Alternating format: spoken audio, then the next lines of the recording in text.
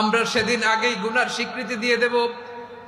আমরা বলবো, আল্লাহ তুমি প্রশ্ন করার আগে তোমার একটা কথা বলি, আমারে কিছু জিজ্ঞেস করো না, আমি সব করেছি। এমন কোন পাপ নাই যে পাপ আমারে দিয়ে হয় নাই। তোমার রহমত দিয়ে তুমি জান্নাতে পাঠাবা, তোমার দয়ায় জান্নাতে যেতে চাই, আমল দিয়ে না। পারবেন বলতে? কিয়ামতের দিন আমরা বলবো, আল্লাহ আমার আমল দিয়ে জান্নাত চাই না, আমি তোমার দয়া দিয়ে জান্নাত চাই।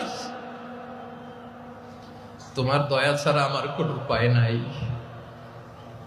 কারণ আল্লাহ যদি বিচার করে বাঁচার কারো উপায় নাই। আল্লাহ যদি বলে ফেলেন তুই এটা করলি কেন, ওখানে গেলি কেন, কোরআনে 1000 বার নিষেধ করলাম তারপরেও এই পাপে জড়ালি কেন, এরকম প্রশ্ন ছুড়ে দিলে আমার উত্তর আছে? বাঁচার কোনো উপায় আছে?